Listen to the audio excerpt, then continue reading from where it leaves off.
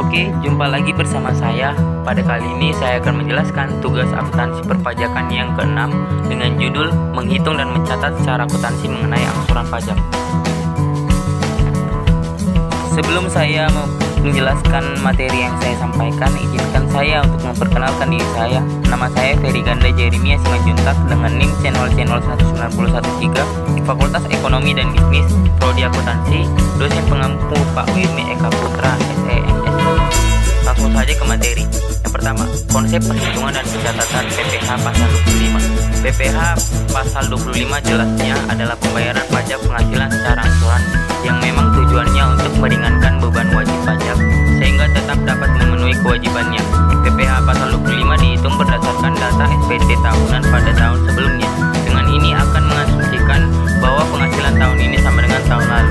Tentu saja nantinya pada selisih dan perbedaan dengan kondisi sekarang pada tahun pajak terakhir, jika nantinya ditemui selisih kekurangan, selisih tersebut dibayarkan sebagai kekurangan pajak akhir tahun. Kekurangan inilah yang dinamakan dengan PPh pasal 29. Poin A. Perhitungan PPh 25. Besarnya angsuran PPh 25 dalam tahunan berjalan atau tahun pajak berikutnya setelah tahun yang dilaporkan di SPT tahunan PPh dihitung sebesar PPh yang terutang pada tahun lalu, dikurangi dengan pajak penghasilan yang dipotong sesuai pasal 21, yaitu sesuai tarif pasal 17 ayat 1 bagi pemilik NPWP dan tambahan 20% bagi yang tidak memiliki NPWP, dan pasal 23 15% berdasarkan dividen, bunga, royalti, dan hadiah, serta 2% berdasarkan sewa penghasilan lain, serta imbalan penghasilan yang dipungut sesuai pajak 22, pungutan 100% bagi yang tidak memiliki NPWP. Pajak penghasilan yang dibayar atau terutang di luar negeri yang boleh dikreditkan sesuai pasal 24, lalu dibagi 12 atau total bulan dalam pajak masa setahun. Yang kedua, mekanisme pengkreditan pajak. Kredit pajak adalah jumlah pembayaran pajak yang telah dibayar atau diperhitungkan oleh wajib pajak di awal periode. Jumlah pajak yang dibayar ini merupakan akumulasi dari pajak yang dipungut oleh pihak lain serta dikurang pajak terutang, termasuk pajak penghasilan yang terutang di luar negeri. Dalam setiap tahun pajak berjalan, wajib pajak harus melunasi pajak terutang yang dihitung pada tahun pajak tersebut. Pelunasannya akan dilakukan melalui pemotongan dan pemungutan pajak yang dilakukan oleh pihak berwenang atau melalui pembayaran pajak yang dilakukan sendiri oleh wajib pajak. Nah, wajib pajak harus mengkreditkan pajak yang telah dipotong dan dipungut untuk mengurangi jumlah terutangnya pada akhir tahun. Aturan mengenai kredit pajak ini diatur dalam Undang-Undang Nomor 6 Tahun 1983 tentang ketentuan dan tata cara perpajakan sebagaimana telah beberapa kali diubah, terakhir dengan Undang-Undang Nomor 28 Tahun 2007, Undang-Undang KUP. Yang ketiga, jenis pajak yang tidak dapat dikreditkan. Produsen dalam perhitungan PPN yang sangat penting bagi pengusaha kena pajak mengetahui bahwa PPN atas barang kena pajak dan atau kena pajak yang dibayarkan pada saat perolehan barang kena pajak atau jasa kena pajak tidak semua dikreditkan sebagai pajak masukan.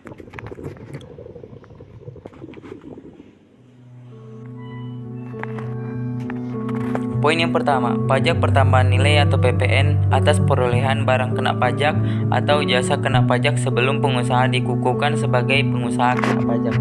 Berikutnya, pajak pertambahan nilai atau PPN atas perolehan barang kena pajak atau jasa pajak yang tidak mempunyai hubungan langsung dengan kegiatan usaha.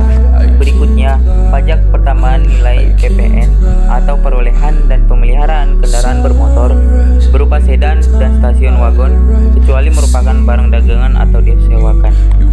Yang selanjutnya, pajak pertambahan nilai atau PPN atas pemanfaatan barang kena pajak tidak berwujud atau pemanfaatan jasa kena pajak dan luar daerah PABN sebelum pengusaha dikukuhkan sebagai pengusaha kena pajak.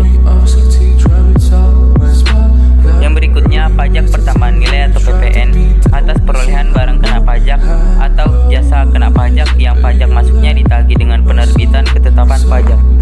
Selanjutnya, pajak pertambahan nilai atau PPN atas perolehan barang kena pajak atau jasa kena pajak masuknya tidak dilaporkan dalam suatu pajak pertambahan nilai yang ditemukan pada waktu yang dilakukan pemeriksaan.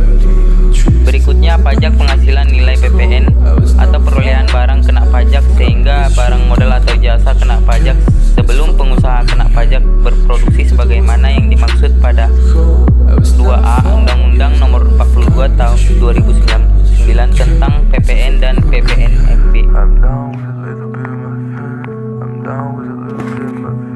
Lanjut ke poin terakhir, pajak masukan yang dapat dikreditkan tetapi belum dikreditkan dengan pajak keluaran pada masa pajak yang sama tidak dapat dikreditkan untuk masa pajak lebih dari 3 bulan setelah berakhirnya masa pajak yang bersangkutan. Yang terakhir, pajak masukan yang dapat dikreditkan tetapi telah dibebankan sebagai biaya atau tambahan atau yang biasa disebut dikapitalisasi kepada harga perolehan barang kena pajak atau jasa kena pajak yang bersangkutan tidak boleh dikreditkan sebagai pajak masukan. Oke, demikianlah hasil presentasi yang bisa saya sampaikan.